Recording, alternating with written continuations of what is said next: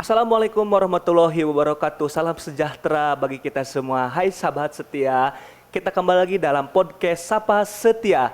Nah, bersama saya kali ini Nur Imam Taufik, yaitu dari Politeknik ST Alan Bandung, akan mewawancarai seorang kaprodi yang dia dikenal cukup metal, cukup asik, cukup gaul, dan yang paling muda di antara kaprodi.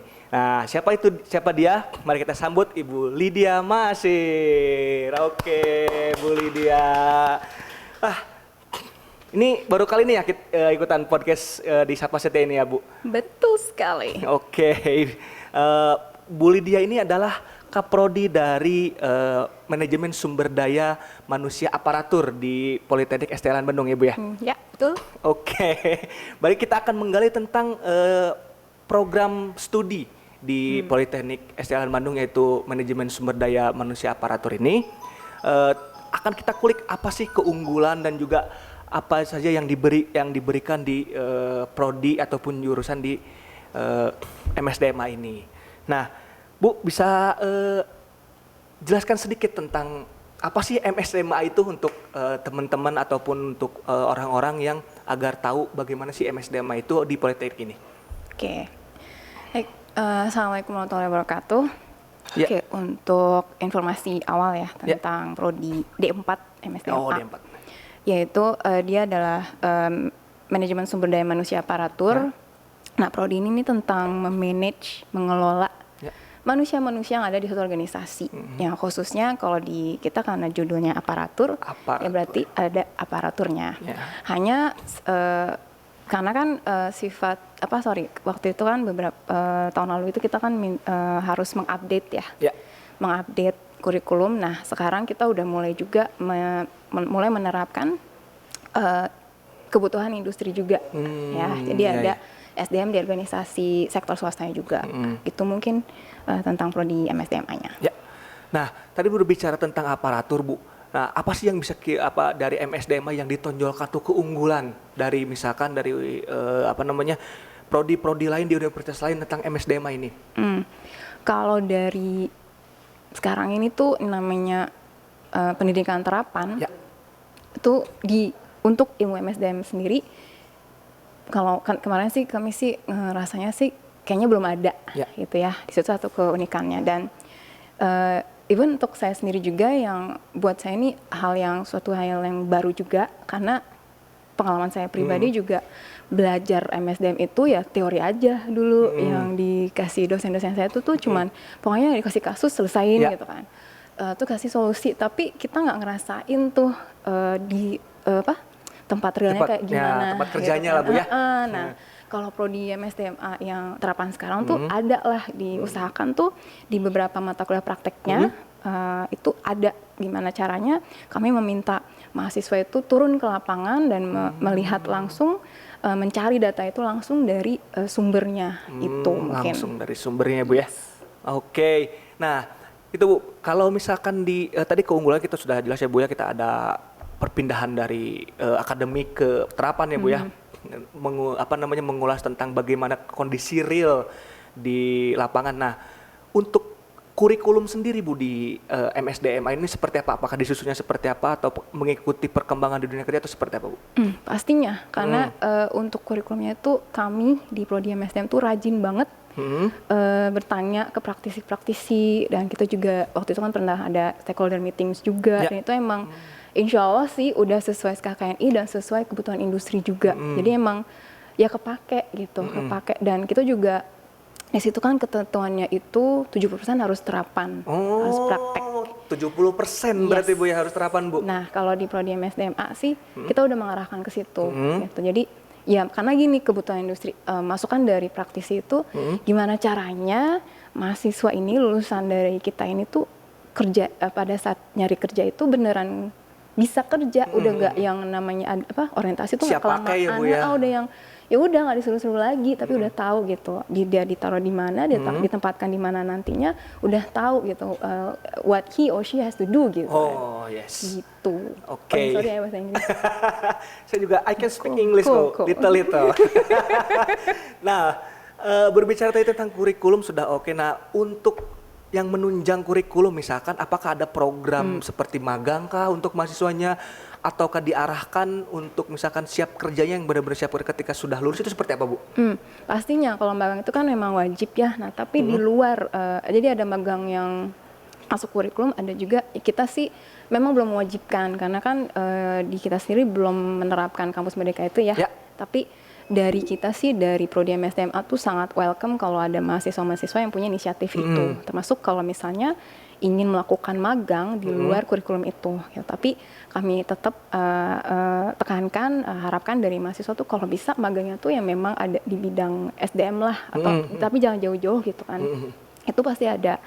Jadi selain itu kegiatan di Prodi MSDM juga itu kita juga sering ada sharing session juga dengan praktisi supaya kan tahu langsung lah ini situasi di dunia kerja tuh yang update tuh kayak gimana sih, atau bahkan kita juga, nah alhamdulillahnya tuh hampir 90% dosen prodi udah ikut asosiasi profesi juga ya. Jadi di situ emang kita update gitu kan, kita emang benar-benar update. Jadi kalau ada apa-apa tuh memang langsung kita lakukan, baik itu dalam kegiatan BIMTEK atau nanti ada tadi sharing session yang memang tapi sifatnya informal. Jadi kita juga usahakan pembelajaran itu enggak yang di kelas aja, tapi di luar itu dan lebih fun gitu. Kemarin juga mulai tahun lalu pun kami juga mendorong mahasiswa untuk ikutan lomba gitu, dan itu dibimbing langsung oleh dosen Dosen dari MSDM ya. Jadi itu part of fun-nya di situ sih. Karena milenial ya kan harus ngikutin generasi milenial dan generasi ya Bu ya. Oke, tadi dari segi kompetensi dosen udah cukup mumpuni ya Bu ya, cukup mumpuni dari sudah terdaftar di profesi juga, sudah di dari segi background itunya juga udah masuk. Nah, kalau untuk lulusan yang diharapkan dari prodi, output dari lulusan prodi MSDMA itu seperti apa Bu? Kalau peraturannya kan di SN Dikti itu memang kita harus mengarahkan mahasiswa itu harus berada di level manager. Manager, yes. Gitu. Itu yang sebenarnya agak ketawa kan. Ya, Bu, ya. Jadi karena mindset mahasiswa juga mungkin belum, ini juga banyak yang belum tahu apa sih terapan dan ada ketentuan itu kan. Jadi kesulitan kami itu untuk membina calon-calon manajer itu, karena ya intinya sih walaupun nanti mereka berada di level staff, supervisor, level apapun itu punya mindset, punya jiwa pemimpin gitu loh. Itu yang kami artikan ya, dan rasanya ini juga ya masuk akal gitu, karena memang ya itu tadi a leader can do anything gitu kan, dan dia bisa menginspirasi semua orang juga sekelilingnya. Jadi itu sih yang sedang kami arahkan juga gitu. Berarti di MSDM ini tidak hanya untuk menjadi seorang pekerja ya Bu ya, berarti ya. Nah, lulusannya itu biasanya bekerja di mana Bu? Di unit SDM sih, di bagian SDM, HRD, kan. Nah, level yang diharapkan itu ya di level manager. Kalau misalnya mereka bekerja nanti di di industri, di organisasi, di level manager. Kalau misalnya dia pengen buka usaha sendiri, dia bisa jadi praktisi, konsultan misalnya. Tapi tentunya ya harus diarahkan dari sekarang gitu. Jadi untuk profil lulusnya sendiri tuh itu manajer SDM dan praktisi SDM. Gitu. Tuh teman-teman, jadi tidak hanya untuk menjadi seorang pekerja nih, untuk kuliah di MSDM, outputnya tidak hanya menjadi seorang pekerja, tapi bisa menjadi seorang konsultan ya Bu ya, membuka peluang usaha, dan juga di dalam kurikulum tadi sudah dibahas oleh ada kepemimpinan yang nanti agar bisa mencakup semua pekerjaan ya Bu ya. Nah seperti itu. Oke, kita kembali ke MSDM itu. Nah Bu, agak sedikit nyantai nih pertanyaannya Bu. Menurut Ibu dari karakteristik mahasiswa MSDMA nih, karakteristik mahasiswa MSDMA, karena kemarin saya kebetulan mewawancari dari ABSP ya, Kaprodi ABSP, bahwa nanti diarahkan menjadi seorang entrepreneur. Nah, karakteristik yang Ibu lihat sekarang yang ada mahasiswanya Bu ya, bukan dari kurikulumnya, itu seperti apa Bu? Kalau karakteristik yang sekarang ya, yang mahasiswa yang kami miliki, memang ya yang namanya ya tadi anak milenial ya. Jadi yang ada tuh kami harus bisa beradaptasi dengan mahasiswa-mahasiswa unik-unik ini. Tapi kalau melihat potensi sebenarnya ada. Hanya itu sih memang tugas dosen tuh di situ untuk gimana caranya mengarahkan mahasiswa-mahasiswa kita. Tapi ya gitu, anak milenial itu kan yang baperan ya itu ya. Jadi dosennya juga harus gaul ya kan. Iya, betul. Nah, itu yang ya mungkin ya kita juga sedang mencoba ya gimana. Dulu kan ya namanya dulu kan Setiawan Bandung itu karyawan ASN lagi ya. Jadi yang awalnya kita tuh nyaman, udah dewasa ya kan, sekarang tiba-tiba dapet yang milenial ya. Kita juga sekarang berusaha jadi teman-teman mahasiswa gitu ya itu. Tapi kalau dari karakternya sendiri itu tadi sih ya macam-macamnya, adanya ya unik-unik aja sih menurut saya, tapi potensial. Oh, potensial. Luar biasa sekali. Nah, kalau untuk dari prodi sendiri Bu, apakah ada kayak semacam mendorong kegiatan mahasiswanya nih Bu? Nah, kegiatan mahasiswa apakah dari UKM ataupun diikutkan dalam sebuah lomba atau gimana Bu? Kalau kita sendiri kan ada Prodi MSDMA ya, Hima Daratur Hima Daratur ya, itu ada, dan di situ juga untuk kegiatannya pun dipantau oleh kami ya kan. Jadi banyak sih. Nah, tadi yang saya sebutkan kita undang praktisi di kegiatan itu karena kan di saat itulah mereka bisa berinteraksi dengan secara informal ya kan, lebih face to face gitu kan. Lalu ya tadi benar, saya juga dari prodi, dari kami tuh memang udah mengarahkan ke lomba-lomba karena kita awalnya hanya coba-coba, tapi di sini sih yang kami rasakan, oh ini nih bagian fun-nya ini nih di sini gitu. Sehingga ya harapannya sih dari situ juga nanti yang kelas-kelas formalnya jadi fun juga nih, karena pengalaman ngadain hal-hal yang di luar aspek formal tadi ya kan, jadi lebih fun aja sih gitu. Nah, nih Bu, misalkan ada yang untuk yang bisa, misalkan untuk untuk dari yang bisa daftar masuk ke prodi MSDMA itu, misalkan dari SMA, lulusan SMA ataupun misalkan karyawan itu seperti apa Bu? Misalkan dari lulusan SMA, apakah misalkan saya lulusan dari SMK ataupun lulusan dari SMA, IPA, IPS, ya itu apakah bisa atau tidak Bu seperti itu Bu? Sebenarnya kalau di MSDMA sendiri bebas ya, nggak ada ketentuan harus dari SMK terus atau jurusannya harus IPS, enggak sih, karena memang kan kita di semester 1-2 akan ada materi-materi yang pengenalan dulu gitu, jadi nggak langsung Bu ya. Jadi nggak langsung diterjunkan langsung ini ke MSDMA-nya, enggak gitu. Jadi ya jangan khawatir sih, siapapun bisa sangat-sangat welcome banget untuk join prodi MSDMA.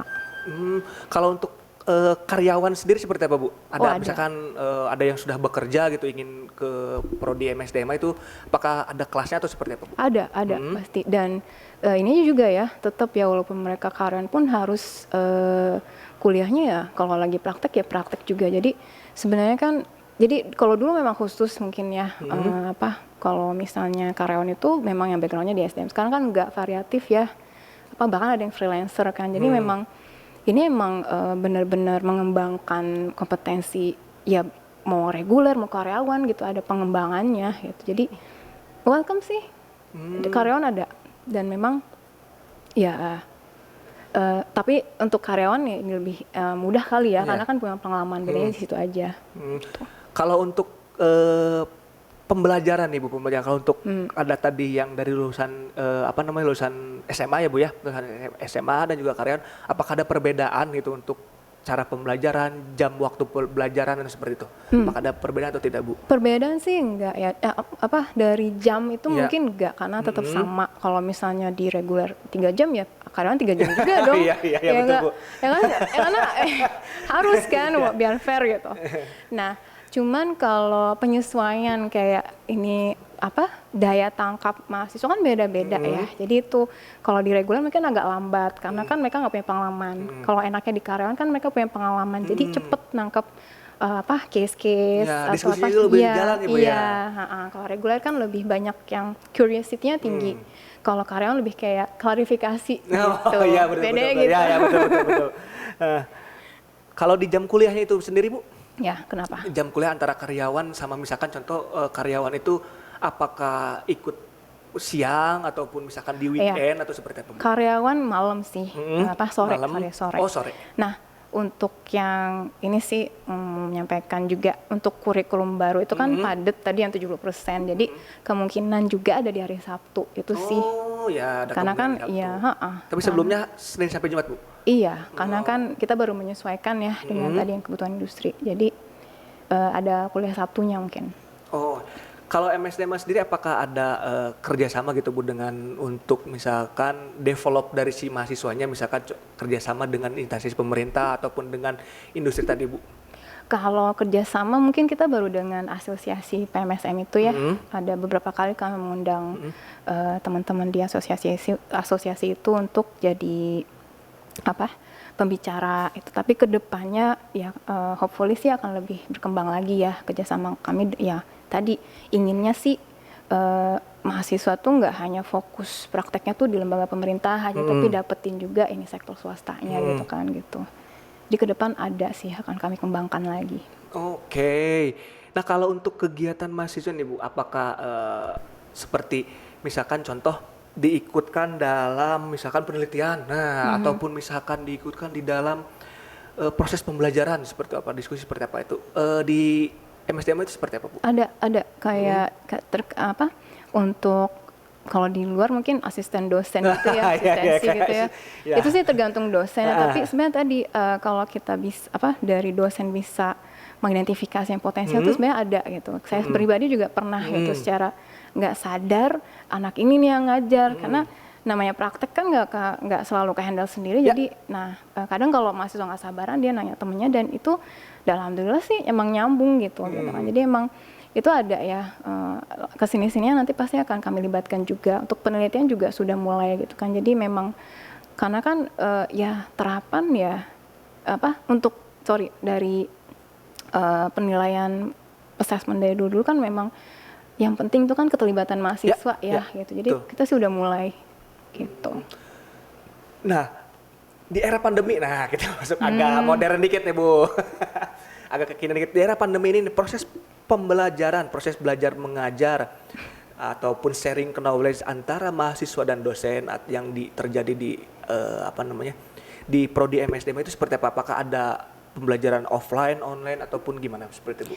Kalau sejak pandemi sih online ya, karena ya kita memang mengikuti himbauan pemerintah yang stay at home, ya kan, maksudnya ya kita tetap full online gitu. Walaupun sebenarnya banyak mahasiswa yang berkeinginan untuk offline ya, tapi kan ya kita harus menghargai aturan pemerintah dong. Gitu. Jadi selama ini sih full online. Tapi nggak ada permasalahan seperti apa Bu? Apakah ada komplainan atau misalkan seperti dari mahasiswa tentang pembelajaran online ini Bu? Nah, pasti ada dan itu karena ya sejak pandemi sih kami juga jadi rajin berinteraksi dengan mahasiswa dan mahasiswa sendiri juga bisa langsung ke saya kalau mau komplain, komen tentang apapun lah itu gitu kan, perkuliahan online atau kegiatan apapun itu udah dan kami sih di pengelola prodi insya Allah memang terbuka sekali dengan itu. Dan kitanya juga yang mulai semester lalu juga ada monitoringnya sendiri juga, jadi emang insya Allah sih terkontrol ya. Gitu. Jadi kalau ada apa-apa sih memang mahasiswa langsung ke saya sih kalau ada apa-apa. Tuh sangat komunikatif dosen Kaprodi atau dosen-dosen di MSDMA itu sangat komunikatif dan juga mendorong dari menampung aspirasi yang disampaikan oleh mahasiswanya. Nah, ngomong-ngomong soal ini, saya pernah baca Bu, di sebuah media massa bahwa sebuah akreditasi, sebuah akreditasi itu adalah cerminan dari proses belajar mengajar di suatu institusi lembaga pendidikan ataupun di program studi. Nah, kalau MSDMA sendiri itu akreditasi seperti apa Bu? Oh, kita alhamdulillah B ya, udah dari awal juga alhamdulillah dapat. Baik sekali Bu. Baik sekali kalau sekarang setara dengan baik sekali. Jadi ya alhamdulillah sih udah B, jadi nggak ada masalah ya di ini, tinggal mahasiswanya aja mau besok enggak. Betul. Gitu aja.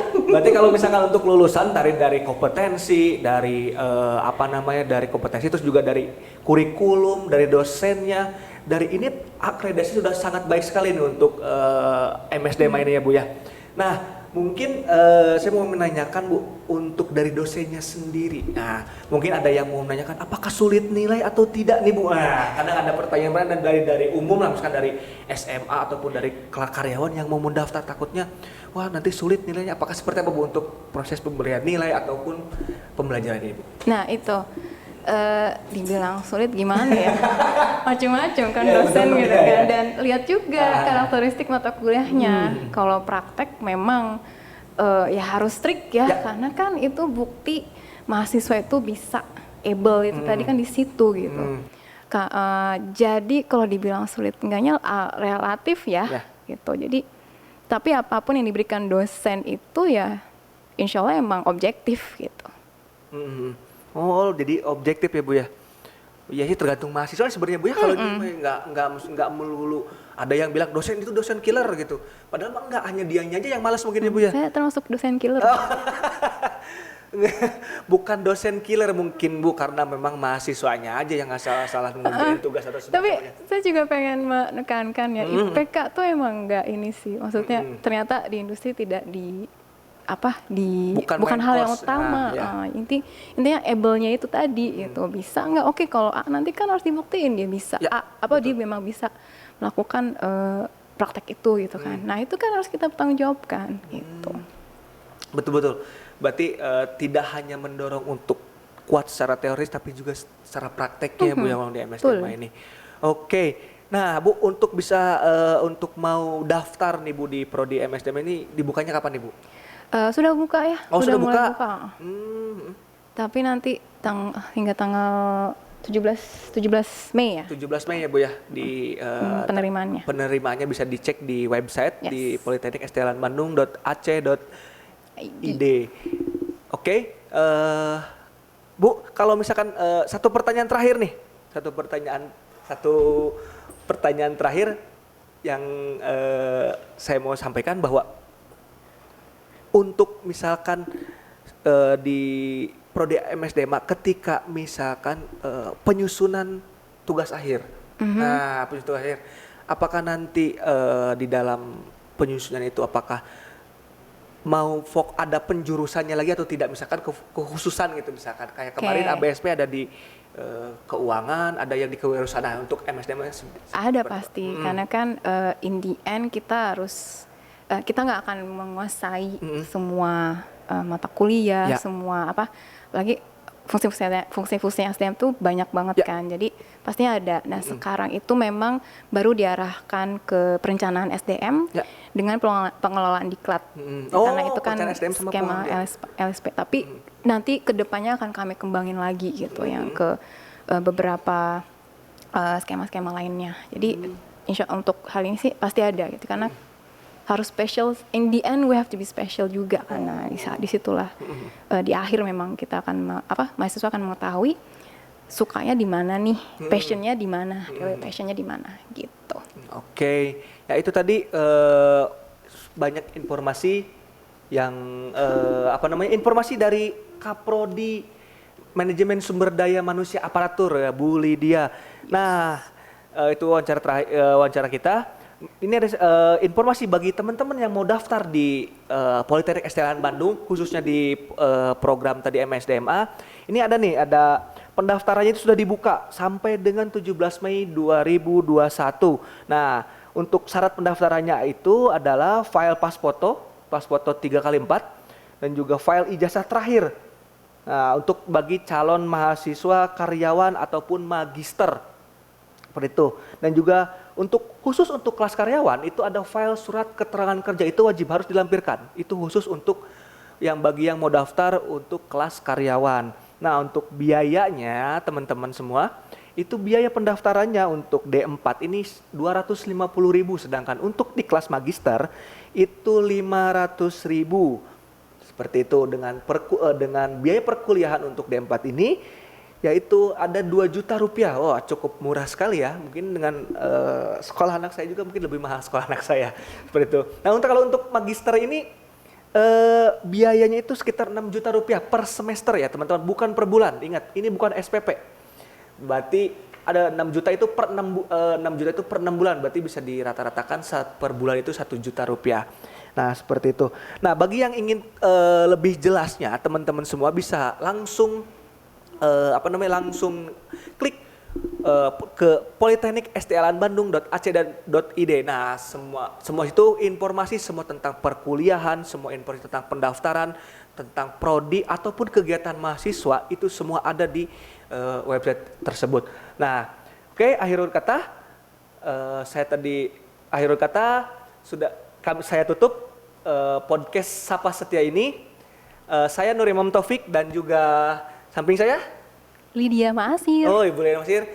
Saya ucapkan Assalamualaikum warahmatullahi wabarakatuh.